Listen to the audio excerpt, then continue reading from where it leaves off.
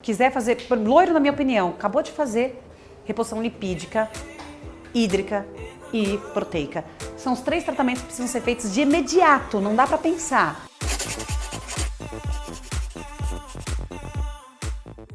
Por exemplo, no meu lavatório, eu trabalho com os 3.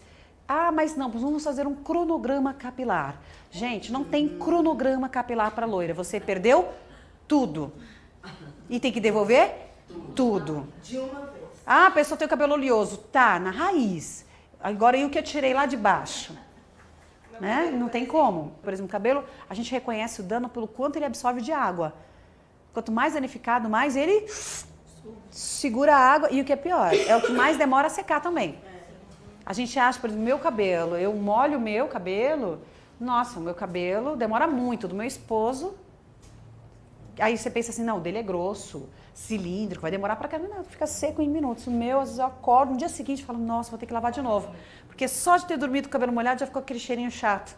Cheirinho de piscina azeda, sabe? Piscina vencida. Falando, não, tem que lavar de novo. Gente, é ilusão acreditar que tratamento vai ser algo uma vez, eu vou fazer uma super dose e vai recuperar. Quem é loira é dependente 100% de tratamento e todos os dias. Eu acordo, eu faço reposição nele. Hoje, eu já passei 21 em 1, que ela me deu.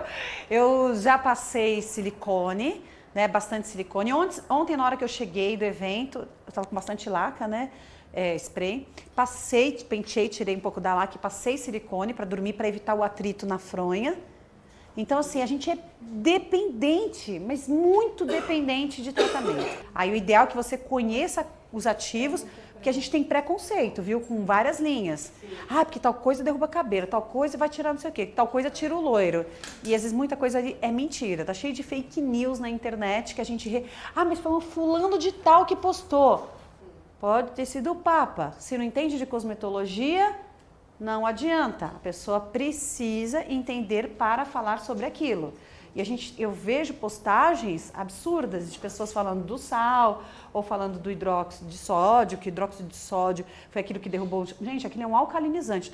Se vocês estudarem cosmetologia, vocês vão saber o que é isso. É só um corretor de pH. Ele não é um princípio ativo, uma matéria-prima principal que vai alisar um cabelo, né? Então tem algumas coisas na composição ali que a gente tem que fazer. A gente tem que escolher um shampoo altamente, vamos dizer assim, hidratante, altamente, tem uma performance assim que ele consiga devolver tudo que tiver muitos óleos, manteigas, vai ser sensacional.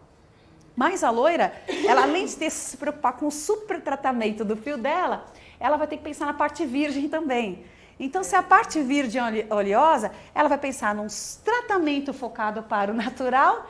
E ela vai ter que ter uma outra linha totalmente direcionada para o comprimento. Por exemplo, eu uso a linha Co-Wash no comprimento e uso o shampoo normal na minha raiz. Então aqui eu evito desbotamento e aqui desbota mais rápido porque eu uso os tensoativos mais fortes. Que é para limpar bem porque eu tenho uma disposição de gordura maior. E aqui ele é muito, muito seco e eu uso já a linha que evita isso. Tá dando para entender? Então a gente vai pular preconceitos, vai começar a entender que, gente, tem cliente que não vai comprar uma linha de R$200. E tem cliente que vai comprar uma linha de 20. Então você tem que respeitar o bolso da sua cliente. Hoje, quase todas as linhas têm as 3 coisas em um. Ela faz a parte da hidratação, da recuperação hídrica, lipídica, muitas têm manteigas, principalmente essas de reposição de massa, e ela consegue fazer tudo. E ela também tem a parte, a proteica, que são os aminoácidos. Então aqui, quando a gente fez uma pergunta naquela provinha, o que tinha, cite alguns aminoácidos. Algumas pessoas colocaram elementos químicos também. O que é elemento químico? Carbono, hidrogênio, oxigênio, nitrogênio, enxofre, fósforo, cálcio. Elementos químicos é o que da tabela periódica. Aminoácidos são partes da proteína chamada queratina. Então aqui eu tenho, vamos dizer, uma barrinha. O nome dessa barrinha aqui é queratina. Ela vai ter 19 pedacinhos diferentes. E o conjunto desses 19 pedacinhos, esse pedacinho a gente vai chamar cada parte dessa, vamos chamar de aminoácidos. E esses conjuntos polipepídicos, poli significa muitos, esse conjunto ele forma essa barrinha que a gente chama de proteína. E o nome dessa proteína que a gente está falando, inclusive naquela provinha, chama-se queratina, que nada mais é que o cabelo. E algumas pessoas confundem aminoácido com... cite alguns aminoácidos. Aí as pessoas falam o quê? Queratina. Queratina já é a proteína. Então, quem são os aminoácidos? Cistina, cisteína, valina, ácido glutâmico. A gente tem aí 19, asparagina, treonina, tem vários aminoácidos diferentes. Então, você precisa conhecer os principais, porque grande parte da reposição proteica, né, proteica que a gente fala da proteína, ela vem a partir dos aminoácidos. Então, se tem cistina, cisteína, ácido glutâmico, a gente já sabe que são o quê? Aminoácidos que fazem a reposição proteica. Tendo um aminoácido, sim, tendo aminoácido, se tiver um importante, é o suficiente para repor. Gente, se tiver difícil, se eu estiver falando algo muito... Me fala, tem cistina, cisteína, valina, treonina, ácido glutâmico. Então, tem alguns aminoácidos aí mais importantes. Então, você sempre vai olhar na parte da frente ou no ink name, que é a parte de trás, a parte da composição, para ver o que tem. Então, para a gente poder entender que eu preciso repor mesmo e não tem outra opção. E algumas substâncias também, como ceramidas, para a gente ter um efeito de super tratamento. Então, todos os processos de clareamento causam danos na estrutura. Não há loiros sem perda. Puxa vida, eu vim aqui no Hair School porque eu vi uns cabelos lindos, venha fazer o Blonde Extreme.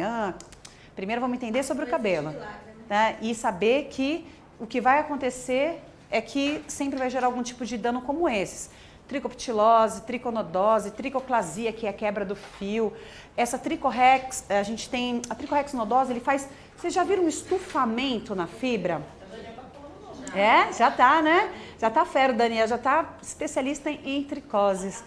E aí ele incha, assim, você pegou um fio, inchou, aí ele tá um inchaço meio branquinho. Aí sem querer a gente faz assim, pum. Ele arrebenta na hora, e tem um fio, tem um pequeno inchaço branquinho no meio. Depois de descolorir, quando a gente puxa, se eu for olhar no microscópio, no tricoscópio, eu vou ver assim um pincel. Eu vou ver uma haste com toda a parte cortical exposta. Isso se dá pelo uso da descoloração, tá bom? Então, por isso a importância de conhecer bastante a questão da ação do pó, e principalmente das tricoses, porque isso vai gerar, sim. Os elementos químicos mais importantes, tá aí o carbono, que é um dos que fazem essa parte, por isso que hoje falam tanto em reposição de carbono, falam muito de cadeias de carbono, hoje falam de tratamentos que se assemelham ao carbono para que o cabelo passe a ter mais resistência.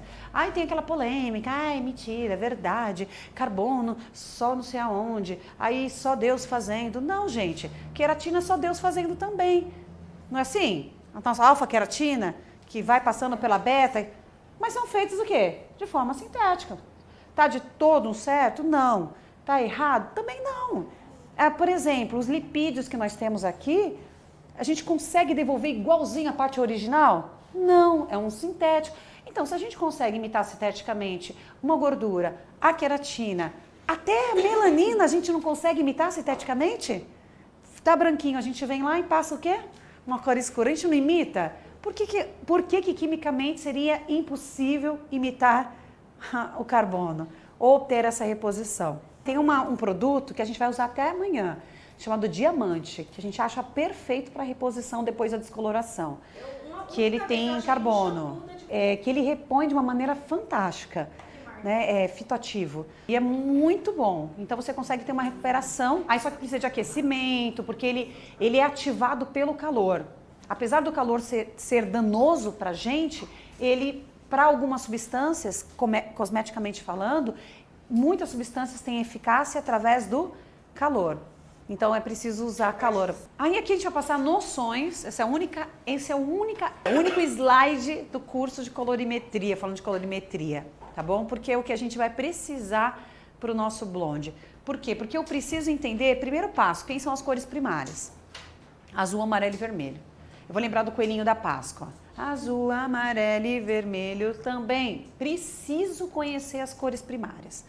Porque eu sei que a formação de outras cores vai gerar cores desejáveis ou indesejáveis. Você, Graciele, mas não faz sentido a gente falar sobre cores primárias. Porque é o seguinte, as cores mesmo, se for estudar o mecanismo, a gente está falando de precursores, né, da cor, a gente está falando ali de acopladores, e não são formados assim, porque eu vi uma live da pessoa na indústria falando, sim, gente, matizador é pigmento direto, puro. Quem aqui já usou um matizador azul e que o cabelo ficou verde?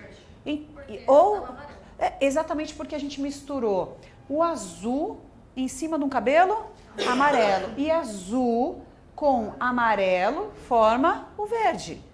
Então, mas não adianta pensar em precursor da cor, acoplador da cor, na formação química industrial, porque a nossa vida prática é pensando em pigmento, sabe, visual, é aquilo que a gente enxerga, é aquilo que a gente vê, são os resultados que geram, tá bom? Claro, se tiver um curso como Overdose Color, que aí tem a parte científica, aí a gente fala de verdade do mecanismo de ação, a parte da composição, enfim, pensando na questão industrial, certo? Aí é outra história, para a pessoa que quer um conhecimento mais avançado. Mas na vida prática, o que eu preciso entender? Quem são as cores primárias e as suas misturas que geram que tipo de resultados? A outra questão, quando a gente usa, olha, vou dar um exemplo que acontece muito no nosso dia a dia em questão a loiros. A gente pega um cabelo amarelo e nesse cabelo amarelo, às vezes a gente está usando um violeta, porque a gente fala assim, as cores, né, quem neutraliza ali o amarelo é o violeta, certo? Vamos olhar aqui para o violeta? Como que ele é formado? Vermelho e azul. Quem aqui já usou violeta em cima da amarela e deu um rosinha? Um salmão? Um violáceo? Nunca? Quem aqui já usou? Já teve esse efeito de olhar no couro cabeludo? Sei lá, tá uma coisa meio rosa. Tá ficando rosa, tá bom? Então a gente tem que cuidar, a gente tem que entender os principais conceitos de primárias, secundárias, para quê? Para que eu consiga entender por que o violeta me gerou um rosa. Porque o violeta é formado também com vermelho. E o vermelho em cima do amarelo também pode dar um efeito, às vezes dá um violáceo, meio laranja. Fala, mas por que deu esse tom esquisito? É nessa hora aqui que a gente vai precisar entender mais sobre as secundárias. A mistura das primárias. Nossa, mas isso é um conceito muito básico, só que as pessoas, elas não erram nos níveis mais altos. Grande parte dos erros de quase todos os profissionais estão na base, no corte, na instrumentação, por exemplo, na linha, é onde as pessoas erram. E na colorimetria é aqui que a gente acaba errando. E a gente não quer voltar para esse passo, porque isso é muito básico. Isso, é tão primário, só que ela não coloca em prática que esse primário é o fundamental para o resultado. Então, isso aqui é tudo. E aqui a gente também já consegue identificar quem são as quentes e quem são as frias. As cores quentes, vermelho, amarelo e o laranja, e as cores frias, verde, azul e o violeta. Agora, quem eu recomendo para o processo de neutralização de loiros? Não sou a favor do verde, a opinião minha é a certa? Não, gente. Vocês vão entender aqui na Hair School que aqui a gente não ensina receita nem regra. Quem veio pensando nisso, sinto muito, mas não é isso que você vai encontrar. Eu posso até dar minha opinião, mas eu não quero que vocês sigam a minha opinião. Eu quero que vocês tenham suas próprias experiências, porque a minha experiência é uma, a de vocês é outra. Então eu gostaria que vocês sentissem isso. Por isso que a gente depois vai fazer alguns testes como esses daqui, para você saber o que você quer usar e os resultados que vão te gerar. Porque às vezes a gente está muito usando receitinha. Porque para mim é 9,2 com 10,1. Não, para mim é 10,21. E você tem aí hoje mais de 50 cores diferentes, só aqui, olha, 7,11, olha as cores que tem, 8,2, 8,21, quais as cores que tem, 8,31, 12,11, 10,89. Eu não preciso seguir uma receita única, vou pegar uma maior ainda aqui. Olha só, os resultados para cores, essa aqui tá maior. Isso aqui, tudo feito em aula, tá, gente? Olha só, olha quantas opções, isso aqui... já errou, passou do ponto, né? Chegou no 4. Então, perceba que a gente tem opções muito diferentes para a gente poder trabalhar em colorimetria, que a gente fica às vezes limitado em receitas. E sem contar que a gente percebe isso, que muitas pessoas vão para o curso querendo respostas para os seus problemas. Mas a resposta quem tem que criar é você através dos teus fundamentos e testes que você vai fazer. Dos fundamentos científicos mais testes que você vai fazer. Agora, das cores frias, eu sou super a favor ainda do efeito sabão em pó. O que é o efeito sabão em pó? Alguém sabe me explicar? Sempre não tem aqueles grânulos que antigamente não era assim. O que a gente tinha? A gente tinha uma pedrinha chamada anil, que era um desamarelador. Né? Quem era simplesinho tinha que só dar mergulhinho e voltar. Né? Então, dar uma raspinha do azul, um pouquinho que colocasse era o suficiente para a gente poder fazer o processo de quê? De neutralização do efeito amarelo. Então, o azul hoje também é usado esse tipo de neutralizante no sabão. Você vê ali a massa tem uns grânulos mais intensos, mais azul, mas um azul um pouco mais forte, com o intuito de fazer a neutralização desses tons mais quentes. Na minha opinião, é a cor ideal para se trabalhar. Não sou a favor do violeta, não sou muito a favor do verde. O verde é legal para você pegar um cabelo vermelho que quer sair do vermelho, para matar um vermelho, verdadeiramente um vermelho, mas não para platinar. Nas técnicas loiros, blonde, a gente está falando de loira, a gente está falando de colorimetria geral, tá bom? Vamos entender isso. Graciela, então é que você é contra verde e violeta? A gente está num curso de loiros, eu estou pensando em cabelos loiros. Não estou pensando em sair do vermelho, que aí eu teria que trabalhar com verde. Eu não estou pensando em outra situação. A verdade que você está fazendo fazendo sobreposição de cor e essa sobreposição ela vai neutralizando. Por exemplo, porque isso tudo aqui é o mesmo que isso tudo aqui. O que é neutralização? É trazer para uma cor neutra. O que é neutra? Não é um branco. É algo que nem é quente e nem é frio. Branco ele não fica, mas ele fica neutro. Se eu misturo os três mix, eu vou ter um efeito neutro.